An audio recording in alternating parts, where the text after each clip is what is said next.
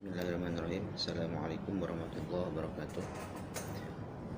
Berjumpa kembali dengan Bapak di mata pelajaran Pendidikan Agama dan Budi Pekerti. Ya. Setelah tayangan ini, kalian akan melihat cuplikan pembelajaran, ya, berupa slide PowerPoint yang nanti Bapak akan terangkan di slide tersebut. Silakan disimak, difahami, dicerna dengan baik. Ya, setelah itu nanti kalian akan ditugaskan untuk membuat video materi pembelajaran seperti apa yang Bapak sampaikan, ya, terkait tugas untuk materi kali ini. Ya, Bapak sedikit akan menjelaskan secara singkat, ya, sebelum nanti ditayangkan slide PowerPoint-nya, yang bertemakan melajitkan diri dan memaksimalkan potensi kerja keras dan tanggung jawab. Ya. Sebagaimana kita ketahui bahwa sesungguhnya kerja keras dan tanggung jawab merupakan kedua elemen yang tidak bisa dilepas, ya, yang tidak bisa keluar dari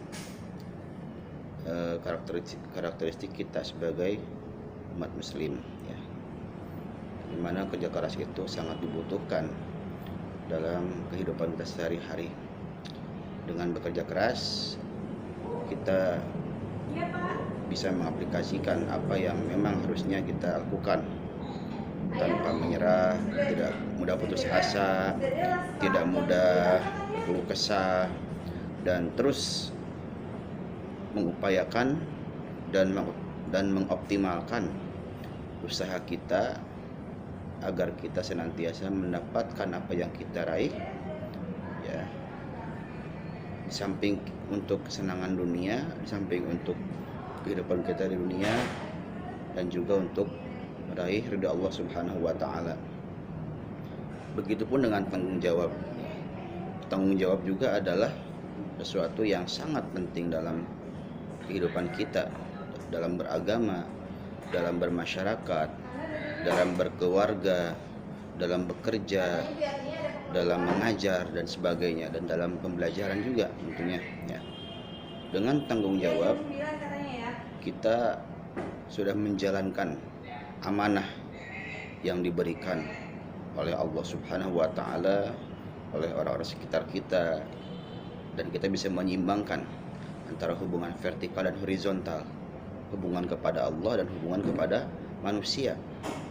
Dengan melepas tanggung jawab yang kita emban, berarti sama kita khianat terhadap diri kita, khianat terhadap orang lain yang percaya kepada kita, dan tentunya sudah pasti kita khianat kepada Allah Subhanahu wa taala. Maka dari itu, kerja keras dan tanggung jawab merupakan dua elemen yang tidak bisa dipisahkan dari rangkaian kehidupan kita sehari-hari, guna dalam bermuamalah sama manusia ataupun pada Allah Subhanahu wa taala, ya. Cuplikan nanti kalian akan menyimak secara gamblang, secara lengkap, ya, walaupun masih ada kekurangan, nanti silakan kalian cari sumber yang relevan terkait materi ini. Baik, itu aja yang bisa Bapak sampaikan. Selamat menyimak.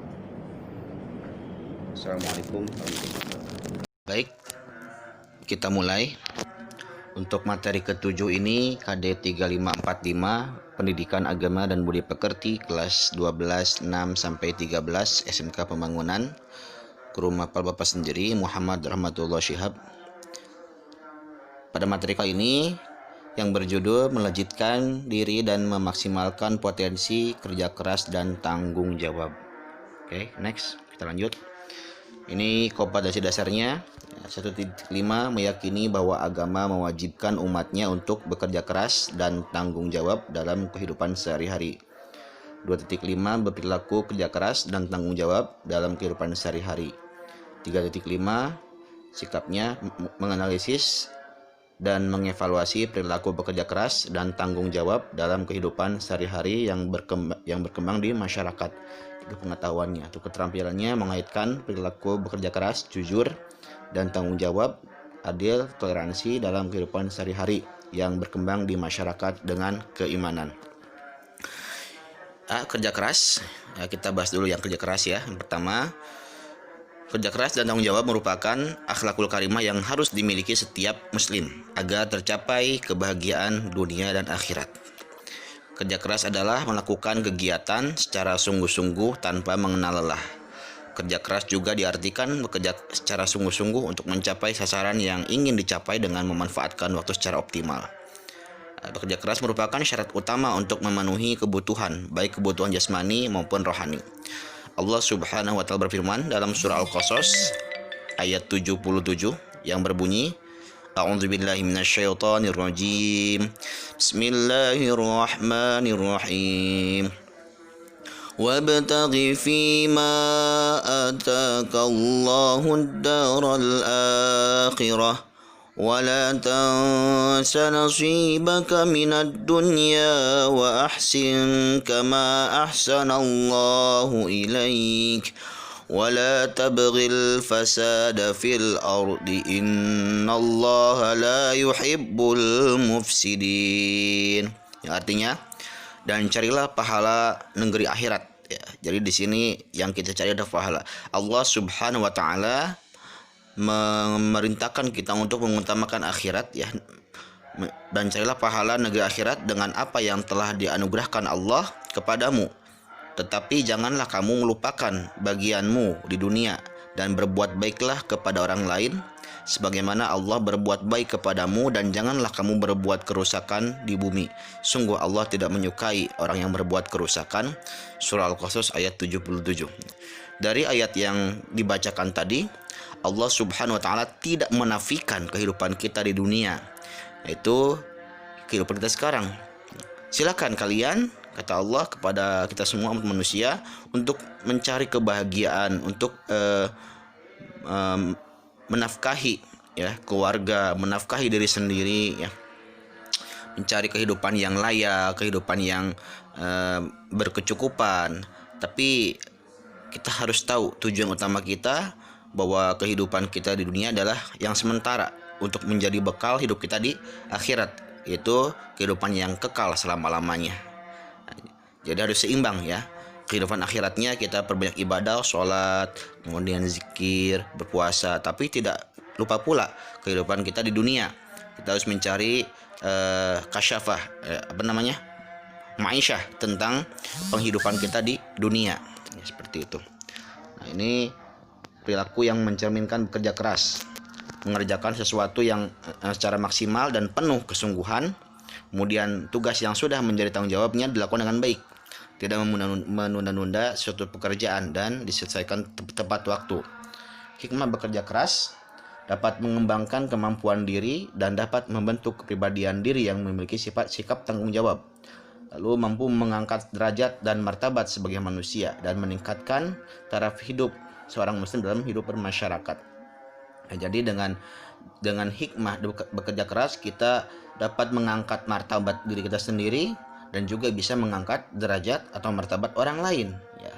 Setelah kita sukses, setelah kita berhasil, maka kita juga bisa mengajak atau membantu orang lain supaya sukses seperti kita ya.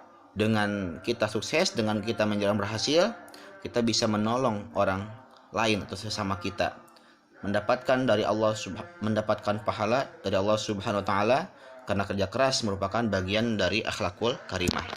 Cara membiasakan perilaku kerja keras itu saat bekerja dan berusaha hendaklah diniatkan hanya beribadah kepada Allah Subhanahu wa taala dan selalu mengawali pekerjaan dengan menyebut nama Allah, itu dengan basmalah minimal, dengan Al-Fatihah atau dengan doa-doa tertentu yang membantu kita untuk memudahkan urusan kita dan pekerjaan kita tentunya. Lakukan semua tugas dengan penuh kesungguhan dan semua hati, serta mengakhirinya dengan menyebut nama Allah Subhanahu wa taala dan serahkan hasil usaha dan ikhtiar hanya kepada Allah Subhanahu wa taala. Jadi kita sebagai manusia hanya bisa berusaha dan berikhtiar ya, dan berdoa tentunya.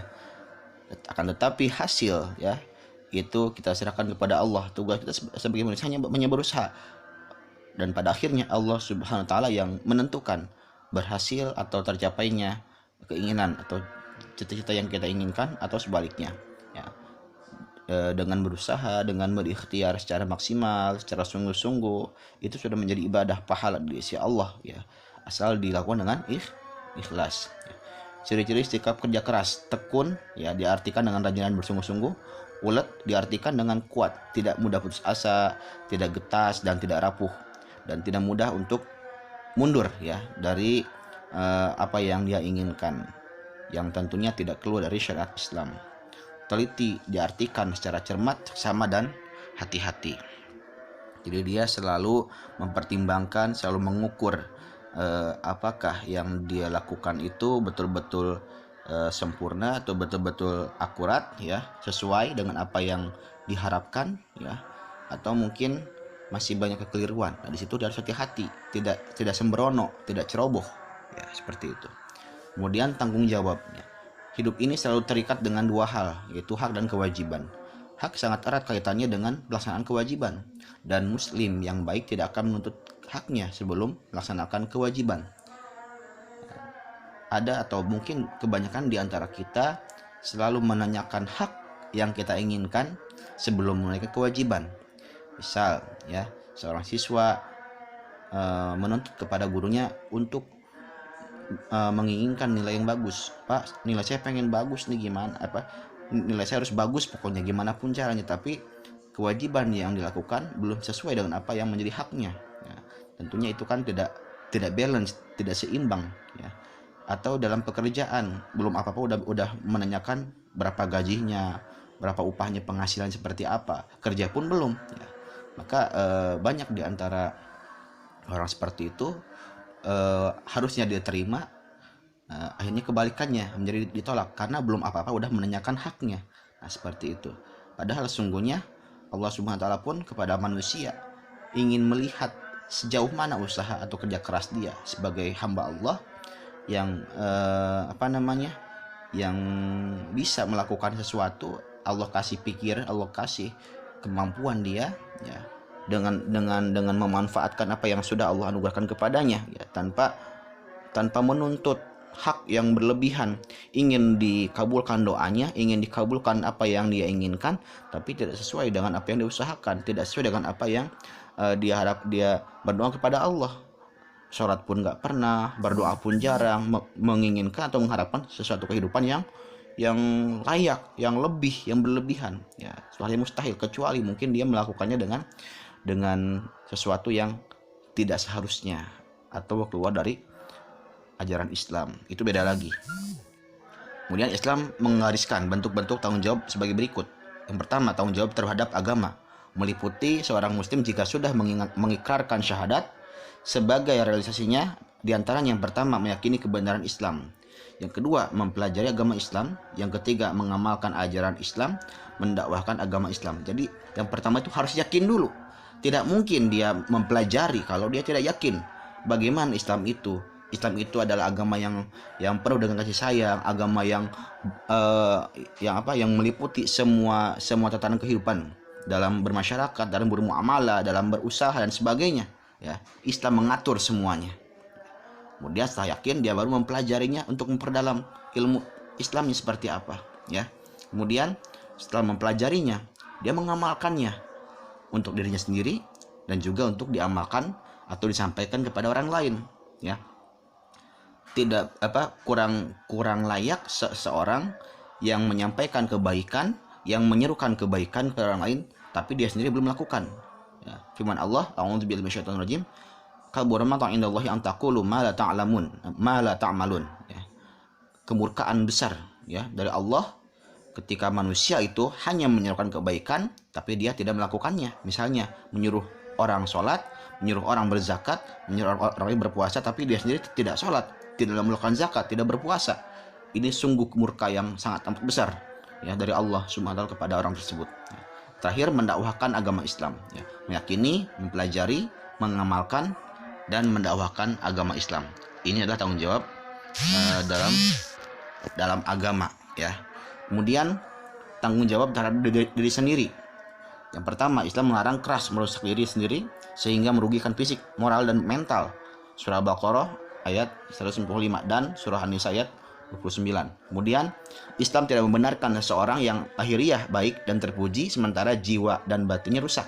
Nah ini jadi Allah SWT tidak pernah melihat seseorang dari fisiknya, dari lahiriahnya, dia kaya, dia punya segalanya, rupawan, ya, cantik dan sebagainya, tapi hatinya busuk, ya, rusak, selalu dengki kepada orang, selalu iri, tidak pernah senang kalau melihat orang lain senang, susah melihat orang lain senang, tapi dia selalu selalu mengutamakan dirinya sendiri, egois, ya. Dia tidak pernah memikirkan bagaimana nasib orang lain. Semau dia seperti hidupnya tuh selamanya kekal, seperti hidupnya tuh tidak ada perhitungannya, seakan-akan hidup ini selamanya, tidak ada efek dari apa yang dia perbuat, padahal setiap yang kita perbuat akan ada balasannya, akan ada pertanggungjawabannya. Kemudian Islam menganjurkan kebahagiaan diri harus diupayakan terlebih dahulu, baru ke pihak lain, dengan tidak meninggalkan tanggung jawab kepada diri sendiri. Nah, surah At-Tahrim ayat 6. Nah, ini juga mungkin ada yang keliru. Kita harus menjadi manusia yang bermanfaat untuk orang lain, tapi lihat dulu diri kita, apakah kita sudah layak, apakah kita sudah bahagia, apakah kita sudah sesuai dengan apa yang Allah harapkan, ya. Jangan sampai kita mengorbankan diri sendiri, tapi mengorbankan diri sendiri untuk kebahagiaan orang lain. Jangan, hidup itu jangan seperti ibarat lilin, dia menyinari sekelilingnya, tapi dia sendiri celaka, dia sendiri habis, ya, dengan dengan terus dia menerangi, lama-kelamaan dia akan habis, dan seperti itu. Tapi jadilah matahari, ya, seperti matahari yang menyinari sekelilingnya, yang menyinari alam dunia, bumi ini. Kemudian menyeimbangkan antara memenuhi hak diri dan tanggung jawab kepada orang lain. Nah, ini pun penting, ya. Jadi kita misalnya memberi makan kepada orang lain, tapi kita sendiri nggak pernah, sulit untuk mencari sesuap nasi, ya. Kita sampai berhari-hari bela-belain nggak makan, sedangkan orang lain kita pikirkan, ya, boleh kita berbuat baik kepada orang lain, itu sangat sangat baik dan itu dianjurkan. Tapi jangan lupa juga kita sendiri pun tubuh kita, ya, jiwa kita, lahir kita, rohani kita memerlukan suatu asupan, ya. Kalau misalnya jasmani memerlukan makanan, minuman, ya, olahraga dan sebagainya, rohani kita memerlukan tausiah, ya, kemudian tadabbur Al-Qur'an dan sebagainya. Nah, itu harus kita seimbangkan, kita penuhi dulu, ya, kebutuhan diri kita, baru kita memikirkan orang lain. Lalu nyawa adalah amanah, karena Islam melarang keras membunuh atau bunuh diri, ya. Entah kita membunuh orang lain, ya, yang tanpa sebab, tanpa ada alasan apapun, atau bunuh diri dengan alasan apapun, ya. Artinya bunuh diri bukan sesuatu cara terakhir untuk menyelesaikan masalah, tapi bunuh diri adalah awal dari kita membuat masalah. Sudah masalah kita belum selesai, ditambah kita bunuh diri, artinya pertanggungjawaban kita di hadapan Allah itu sungguh rumit, tidak akan terselesaikan, ya. Dengan cara bunuh diri dianggap itu menyelesaikan masalah, bukan, ya. Tapi kita akan dimintai pertanggungjawab di hadapan Allah, atau menempuh dengan jalan tercela. Surat Fussilat ayat 46. Tanggung jawab terhadap keluarga meliputi pemenuhan hak pribadi dan tidak boleh merugikan pihak lain, ya. Artinya dia sebagai manusia memenuhi kebutuhannya, dan tapi jangan sampai merugikan orang lain dengan cara mencuri, dengan cara menjilat sana sini, atau dengan seperti apalah, atau mencuri, merampok, ya, untuk memenuhi kebutuhan keluarganya. Tidak seperti itu juga, mencari harta, mencari kebutuhan dengan cara yang halal. Setiap pribadi yang menjadi bagian dari keluarga masing-masing memiliki tanggung jawab yang harus dipenuhi. Misal seorang ayah punya tanggung jawab mencari nafkah, seorang ibu atau istri dari suaminya memiliki tanggung jawab untuk menjaga nama baik, menjaga harta, martabat keluarga, menjaga nama baik suami, menjaga nama baik keluarga juga, ya. Menempatkan urutan kedua tanggung jawab kepada keluarga setelah kepada diri sendiri, dan memiliki tujuan yang sama, yaitu mencapai keluarga sakinah mawaddah warahmah. Kemudian tanggung jawab terhadap pekerjaan. Bekerja adalah sebagian dari kehidupan. Oleh sebab itu Islam mendorong setiap umatnya untuk berusaha keras mencari nafkah atau bekerja. Di antaranya melakukan pekerjaan dengan tanggung jawab, ikhlas, dan harus disenangi. Tentunya harus senang, ya. Jangan sampai kita bekerja dengan tidak ikhlas, atau sesuatu yang di luar bidang kita, jangan memaksakan karena hasilnya tidak akan maksimal atau nggak akan sesuai. Diusahakan hasil pekerjaan mendekati sempurna. Nah ini memang manusia bukan sesuatu yang sempurna ya, kita bukan mau sempurna, tapi diupayakan mendekati sempurna ya. Dengan hasil pekerjaan yang mendekati sempurna ini berarti menunjukkan bahwa kita bekerja dengan serius, dengan sungguh-sungguh. Kemudian dilarang bermalas-malasan karena menjadi sumber kemiskinan dan keburukan. Ya, misal kita bekerja dengan semau kita, dengan suka-suka hati kita, nggak seperti itu juga, karena pasti atasan akan menilai kita sejauh mana rajinnya kita, kerja kerasnya kita, gigihnya kita ya. Tanggung jawab terhadap masyarakat yang meliputi setiap muslim memiliki kewajiban mencegah kemungkaran dan kemaksiatan yang akan merusak tata nilai pada kehidupan di masyarakat. Sesuai dengan sabda Rasulullah SAW, barang siapa yang diantara kalian melihat kemungkaran, maka hendaklah ia merubah dengan tangannya, dan jika tidak bisa pula, maka dengan lisannya, dan jika tidak bisa, maka dengan hatinya itu dan berdoa. Dan itu adalah selama-lamanya iman. Kalau dalam bahasa Arabnya, man ra'a munkaran falyughayyir biyadihi, fa in lam yastati falyughayyir bilisanihi, fa in lam yastati falyughayyir biqalbihi, fa huwa adabul iman. Jadi Rasulullah SAW sangat menganjurkan, sangat sangat menginstruksikan kepada umatnya untuk mencegah kemungkaran dengan cara yang dia bisa. Jangan sampai kita melihat kemungkaran hanya berdiam diri, ya, dengan tangan tidak, dengan kekuasaan, ya kan, dengan lisan tidak. Mungkin kita melaporkan atau kita mungkin memberikan masukan, dengan hati pun tidak, ya. Semuanya tidak kita lakukan, maka kita kena imbasnya, kita berdosa ketika kita melihat kemungkaran tapi hanya diam saja ya. Karena sungguhnya seorang muslim yang berdiam diri melihat kemungkaran, maka tidak lain halnya dia dengan iblis yang diam, artinya dia setuju dengan kemungkaran yang terjadi. Nah, setiap muslim wajib beramar ma'ruf dan nahi mungkar, menyeru berbuat kebaikan sekaligus melarang berbuat mungkar ya. Dia menyeru orang berbuat baik, sholat berjamaah, kemudian melakukan zakat. Tapi ketika terjadi kemungkaran di lingkungan dia, bermain judi, minuman khamar, atau mungkin ada perzinahan, dia diam saja, itu tidak sesuai atau tidak seimbang ya.